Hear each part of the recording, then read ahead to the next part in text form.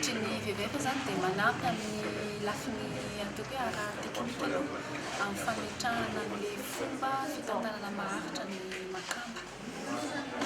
sy ny fanarahana les normes internationales napetrakin'ilay MSC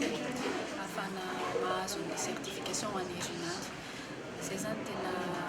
asan'ny VVF ao anatin'ny izy hisy komity mpitantana zany no asa rehetra io dia izahay no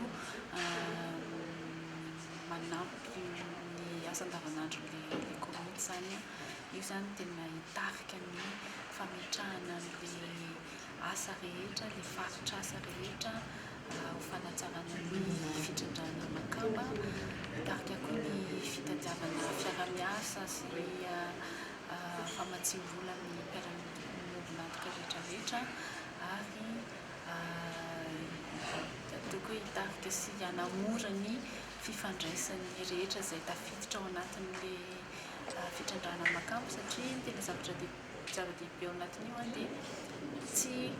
ny atao hoe pêche industrielle ihany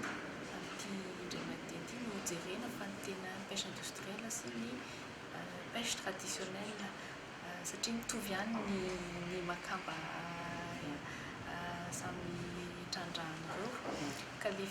fanamorana ny fifandraisany sy ny fifankalazony sy fiarahan'ny miasa afahantsika manana planina tena mijery ny lafiny rehetra mihitsy